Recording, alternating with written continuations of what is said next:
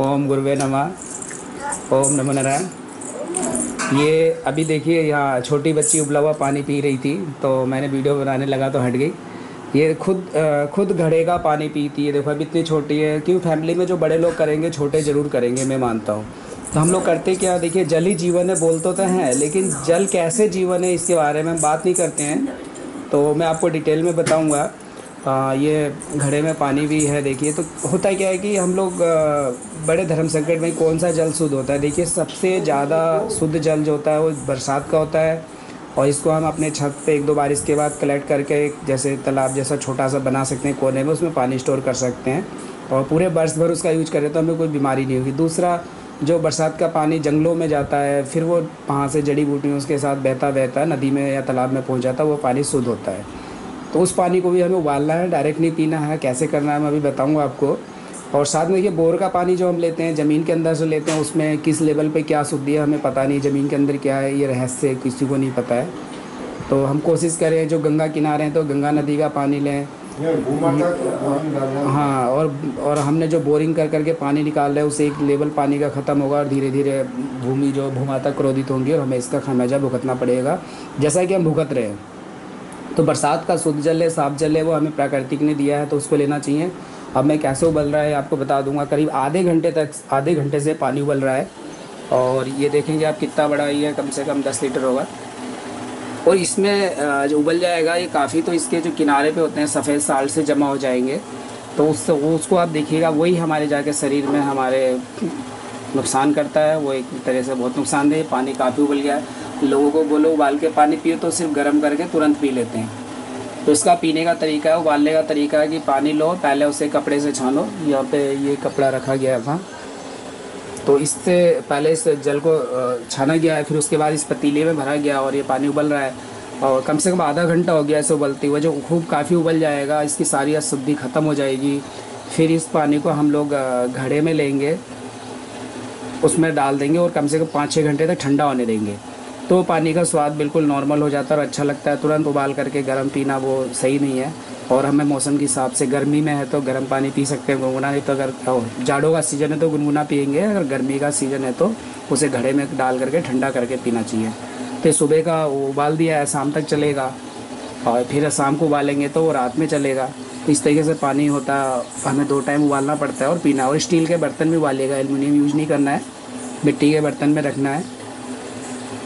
और इसमें देखेंगे तो बहुत सी चीज़ें, हाँ, इसमें कोई भी 1% भी कचरा नहीं रहता जब पानी इतना उबल जाता है।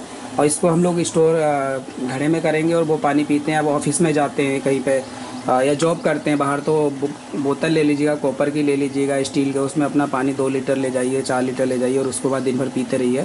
हर आधे घंटे में 1 गिलास पानी पीना है, तो आप कभी भी रोगी नहीं होंगे, हमेशा निरोगी रहेंगे वाटर थेरेपी के अनुसार। तो इसलिए हमें हर 1 घंटे में 2 गिलास पानी पीना होता है। तो 4 लीटर हम बाहर रह रहे हैं तो वहाँ पी लेंगे, बाकी सुबह 2 लीटर। तो इस हिसाब से हम लोग सफिशिएंट पानी पी लेते हैं। लेकिन ऐसा हो नहीं रहा है। जो कहना बड़ा आसान है, करने में पता चलता है कोई कर नहीं पा रहा है। तो इसके लिए देखिए यहाँ पे हमने इसे उबाल दिया। उबालने के बाद इसको हम घड़े में रखेंगे। घड़ा बोले तो मटका, बर्तन देख सकते हो। इसे कपड़ा से साइड में डाल करके इसमें पानी डालते रहो तो ठंडा रहता है। जूट के जो बैग आते हैं उसे भी डाल सकते हैं। ये देखिए, जो भी इस तरह का पानी पीता है उसे कब्ज,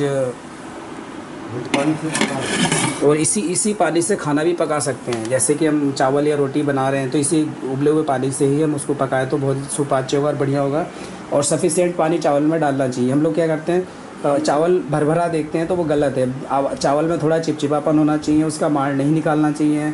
ऐसे ही जो तो बढ़िया रहेगा। हम लोग माड़ भी निकाल देते हैं, ऊपर से इतना सूखा बना देते हैं कि वो बेकार हो जाता है और उसको पचता नहीं है।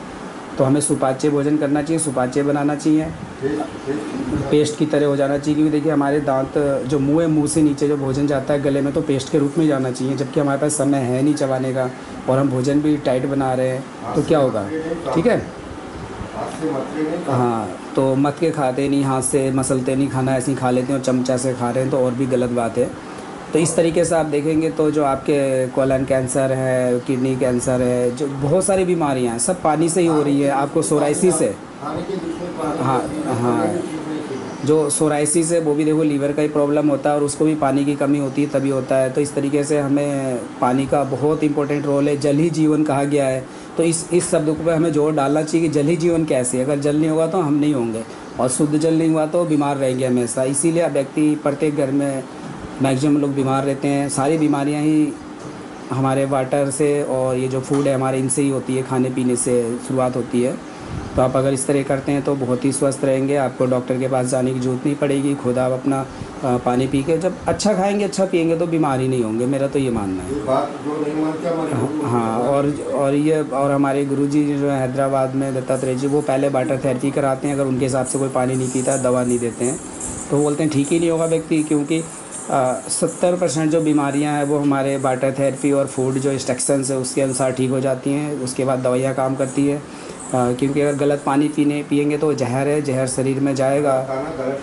गलत खाएंगे गलत पिएंगे तो जहर शरीर में जाएगा, तो दवाई उसको दूर करने में लगी रहेगी, रोग को दूर नहीं करेगी और व्यक्ति ठीक नहीं होगा। ठीक है, तो उस समय हमारी दवाइयाँ भी काम नहीं करती, हार जाते हैं, गुरु भी हार जाते हैं, इसलिए हम फिर बदनामी होती है। तो सबसे अच्छा है कि हमें वाटर थेरेपी और फूड इंस्ट्रक्शन का फॉलोअप करना चाहिए। और इसके लिए मेरे पे समय मिलेगा तो मैं आप लोगों को कैसे पानी पीना है, कैसे भोजन बनाना है, समय समय पे बताता रहूँगा। क्योंकि औषधियाँ तो बहुत है हमारे हिंदुस्तान में, पूरा देखो हमारा जंगल भरा पड़ा है, लेकिन वो क्या काम करेंगी जब आपका खाना और पीना सही नहीं रहेगा। ठीक है, तो इन्हीं जो वाटर थेरेपी है, फूड इसके बिना कोई भी औषधि काम नहीं करती, यहाँ तक कि कैंसर तक ठीक हो जाता है, चाहे वो कोलन कैंसर हो, किडनी कैंसर हो, लंग कैंसर हो, कोई सी भी बीमारी हो। हाँ, तो बीमारी आएगी ही नहीं। अगर आप स्वस्थ रहते हुए पी रहे तो बीमारी आएंगी नहीं, और आ गई तो इन चीज़ों का पालन करते हैं तो आपको राहत मिलेगा और ठीक होने में मदद करेंगी।